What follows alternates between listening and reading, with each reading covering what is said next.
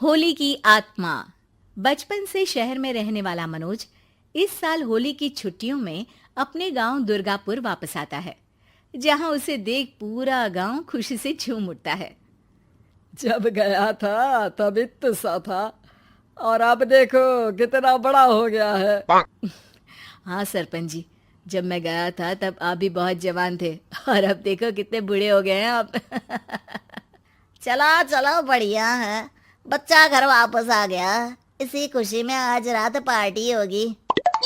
क्या बात है, गांव में भी पार्टियां होने लगी। वैसे अगर पार्टी की बात है तो आज क्यों सीधा होली पार्टी करते हैं। होली पार्टी की बात सुन चहल पहल में अचानक सन्नाटा छा जाता है, जिसे देख मनोज को कुछ अजीब लगता है, लेकिन तभी सरपंच बात पलट देता है। अब बहुत देर हो गई, चलो सब अपने घर चलो, पार्टी के बारे में कल सोचेंगे। मनोज भी मम्मी पापा के साथ घर आ जाता है, पर होली पार्टी और उस पर पूरे गांव की खामोशी वाली बात अभी तक उसके जहन से निकलती नहीं। पापा, होली पार्टी की बात पर सब चुप क्यों हो गए थे? अरे होगी उनकी कोई अपनी बात। मुझे गांव की पंचायत ही थोड़ी पता है। थक गया हूँ, चलो सो जाते हैं, कल बात करते हैं। पापा की बात मानते हुए मनोज भी सोने चला जाता है। आज तो छुपा लिया, लेकिन हफ्ते बाद जब होली का दिन आएगा तब इसे कैसे रोकोगे? अगली सुबह सूरज के साथ ही मनोज भी गांव घूमने निकल जाता है, जिस पर रास्ते में उसे अपनी ही उम्र के कुछ लड़के भी मिलते हैं, जिनसे दोस्ती कर अब वो उनके साथ घूमने लगता है। इसी तरह कुछ दिन बीत जाते हैं और होली नजदीक आने लगती है। दोस्तों, होली में 4 दिन ही बचे हैं, पर गांव में उसकी कोई तैयारियां क्यों नहीं दिख रही? क्योंकि यहाँ होली नहीं मनाई जाती। अरे पर ऐसा क्यों? वो राजा भूषण। अरे तुम 4 दिन के लिए आए हो, क्या इतना सोच रहे हो? चलो कुछ खाने चलते हैं। इसी के साथ एक बार फिर होली की बात को टलते हुए देख मनोज को शक होने लगता है। वो घर पहुंचते ही इंटरनेट पर अपने गांव और राजा भूषण के बारे में जानकारी निकालने लगता है। क्या? मुझे आज तक ये नहीं पता था। ऐसा कैसे?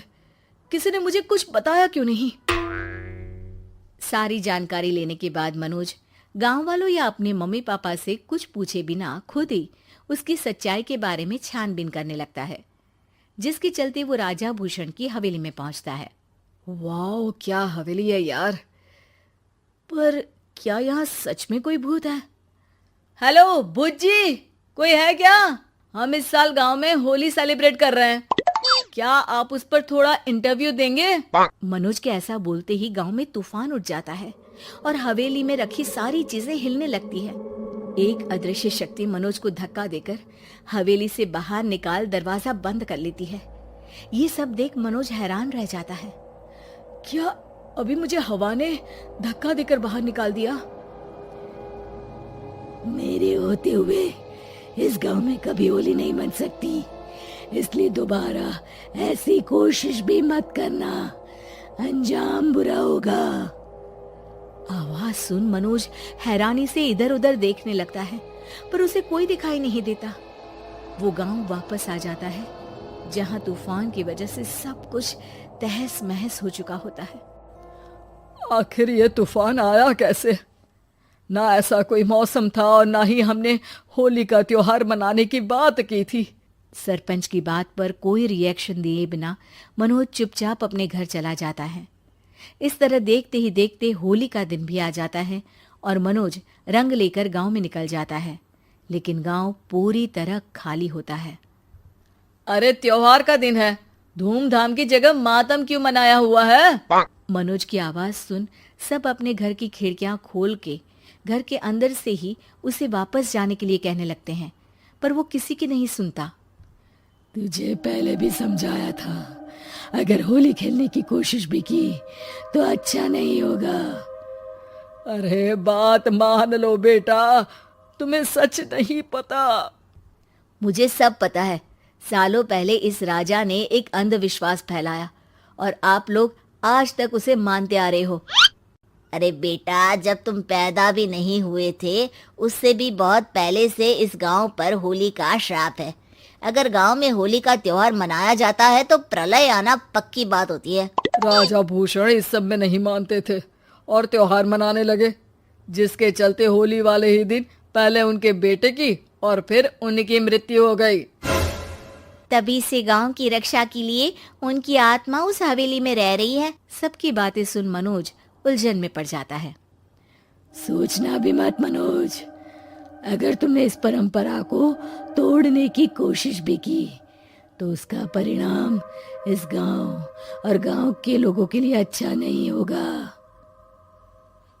मुझे भी यकीन नहीं हो रहा कि आप लोग एक बेतुकी बात को मानकर सालों से रंगों के त्योहार को मातम की तरह मनाते आ रहे हो। मनोज किसी की कोई बात ना मानते हुए पूरे गांव में रंग बिखेर देता है, जिसके तुरंत बाद वहां तूफान के साथ बिजलियां गरजने लगती है। अचानक मौसम में ऐसा बदलाव देख जहां मनोज कंफ्यूजन में आ जाता है, वहीं गांव वाले डर से सहम जाते हैं।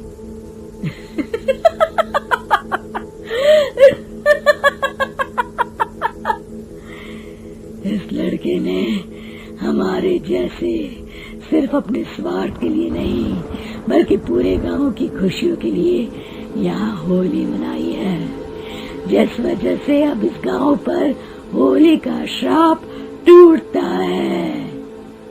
ऐसा बोलकर राजा का भूत वहां से गायब हो जाता है, जिसके बाद गांव के लोग धूमधाम से होली मनाते हैं। खुशियों के रंग गांव में बिखरे ही होते हैं कि अगली सुबह अचानक मनोज कहीं गायब हो जाता है और एक बार फिर गांव में होली का नया राज शुरू हो जाता है।